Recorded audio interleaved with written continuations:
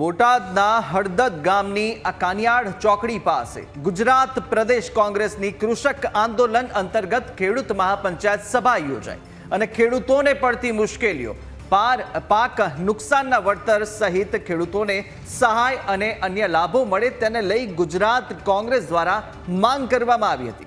જોકે ખેડૂતોના પાક નુકસાનને લઈ ખેડૂતોના હિતમાં સરકાર નિર્ણય નહીં કરે તો કોંગ્રેસ રાજ્યભરના ખેડૂતોને સાથે રાખી વિધાનસભાનો ઘેરાવ કરવાની ચીમકી ઉચ્ચારી।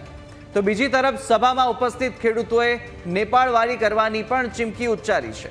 થોડા સમય પહેલા હળદડ ગામમાં ખેડૂતો પર થયેલા અત્યાચાર મામલે તેમજ કાયદાકીય કાર્યવાહીમાં પણ કોંગ્રેસ ખેડૂતો સાથે હોવાની નેતાઓએ વાત કરી। ત્યારે પ્રદેશ કોંગ્રેસ અધ્યક્ષ અમિત ચાવડા, प्रदेश प्रभारी मुकुल वासनिक, विपक्ष नेता डॉक्टर तुषार चौधरी सहित कांग्रेस नेताओं और मोटी संख्या में खेडूतो आमा उपस्थित रहा था।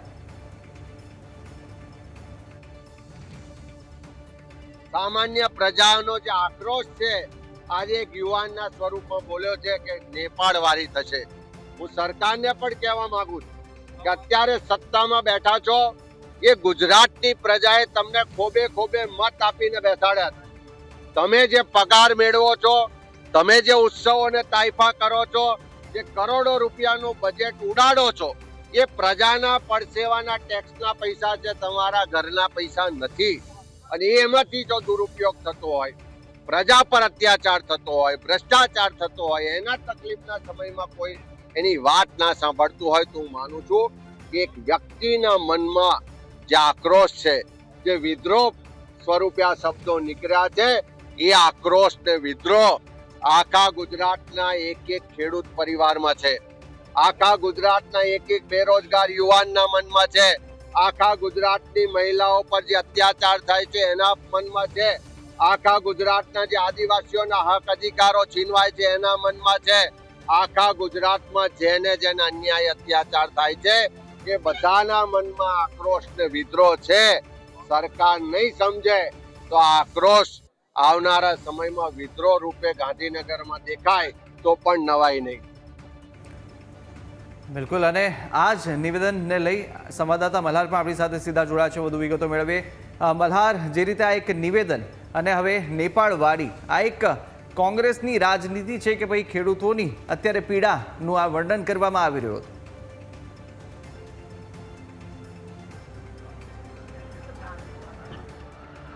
ચોક્કસથી કુશાગ્ર કોંગ્રેસ હંમેશા જે છે તે ક્યાંક ને ક્યાંક રાજ્ય સરકારને ભીસમાં લેવાનો પ્રયાસ જે છે તે કરતું હોય છે।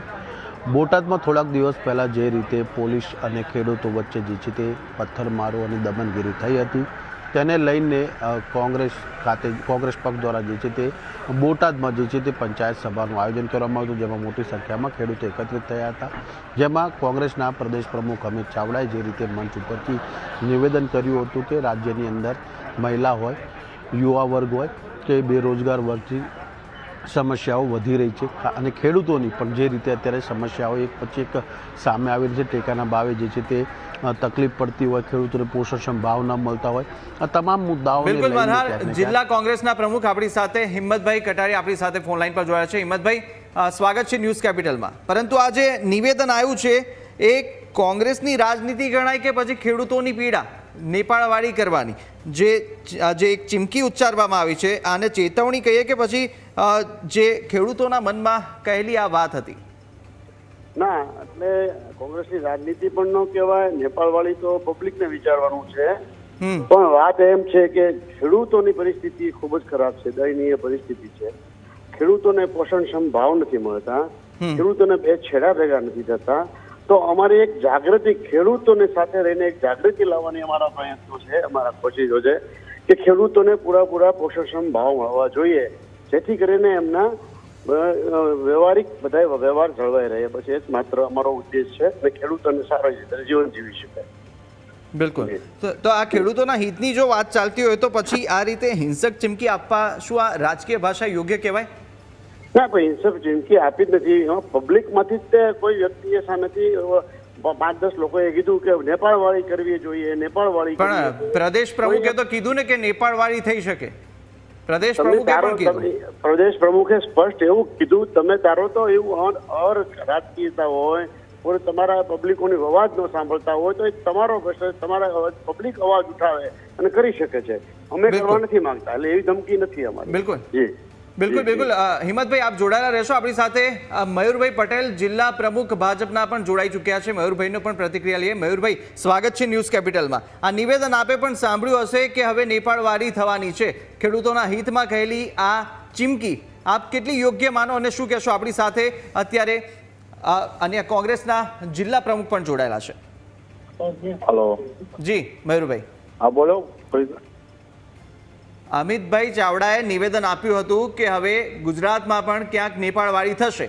આ નિવેદનને આપ કેવી રીતે જુઓ છો? નેપાળવારી, આ ચીમકી ઉચ્ચારવી ખેડૂતોની પીડા બતાવે છે કે પછી કોંગ્રેસની આ રાજકી?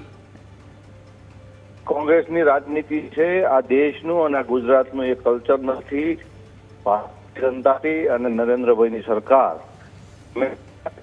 હિતમાં રહી છે, ખેડૂતની સાથે છે, અને આ દેશની અને આ ગુજરાતની જનતા પણ નરેન્દ્રભાઈ પ્રત્યે હંમેશા એમને વિશ્વાસ રહેલો છે. સમય અનુસાર ગુજરાતના અને દેશના ખેડૂતો માટે આપણા દેશના યશસ્વી વડાપ્રધાન શ્રીએ કાયમી નિર્ણયો કરેલા છે.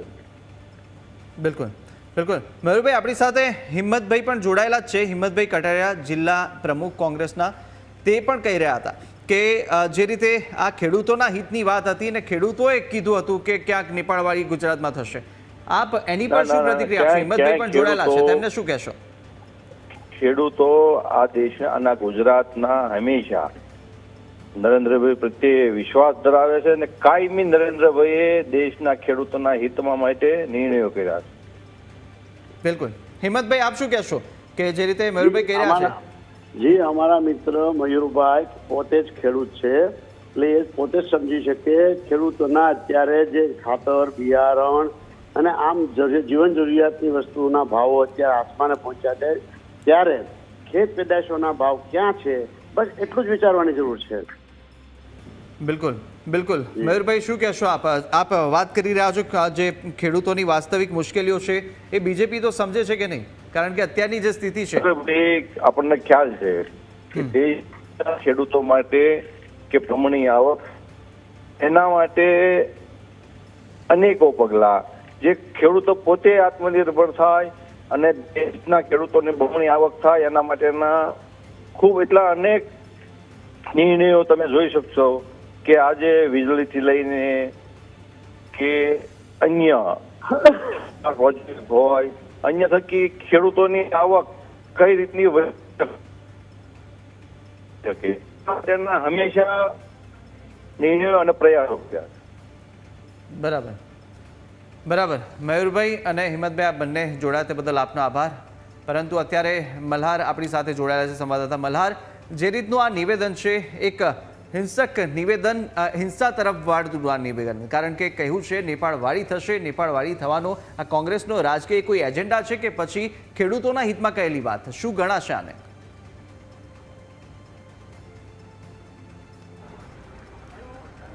ચોક્કસથી જોઈએ તો જે રીતે બોટાદની અંદર આ સભા હતી અને સભાની અંદર જે રીતે એગ્રેસિવ મોડની અંદર જે કોંગ્રેસ પ્રદેશ પ્રમુખે નિવેદન કર્યું હતું, ચોક્કસથી આ નિવેદન જે છે તે ક્યાંક ને ક્યાંક રાજ્યમાં હિંસા ભડકાવવાનો જે છે તે સીધો પ્રયાસ જે છે તે જોઈ શકાય છે. કારણ કે તેમના આ નિવેદનને લઈને ક્યાંક સરકારને ડેમેજ થાય તે પ્રકારનો જે છે તે પ્રયાસ હતો.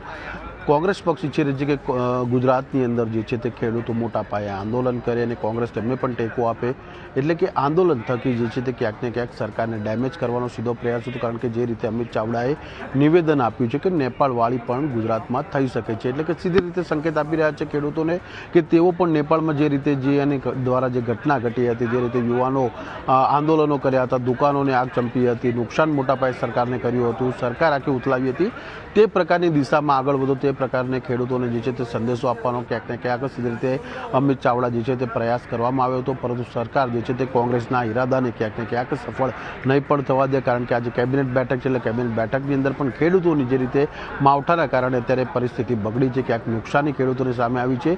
આ તમામ મુદ્દે લઈને ખેડૂતોને કઈ રીતે રાજી કરવા એ સરકારને ખૂબ સારી રીતે આવડે છે. ભારતીય જનતા પાર્ટીની આ સરકાર છે, સરકાર જે છે તે ખેડૂત હોય કે અન્ય કોઈ વર્ગ હોય, ભલે સરકારથી નારાજ હોય પરંતુ એ વર્ગને કઈ રીતે મનાવો, કઈ રીતે તેને આગળ લાવો, તે તમામ રણનીતિથી જે છે તે ભારતીય જનતા પાર્ટી જે છે તે માહેર છે. એટલે કોંગ્રેસ અત્યારે માત્ર જે રીતે ઉશ્કેરવાનો પ્રયાસ કરી રહી છે, જે રીતે હળદરમાં પણ થોડાક દિવસો પહેલાં જે પોલીસ અને ખેડૂતો વચ્ચે ઘર્ષણ થયું હતું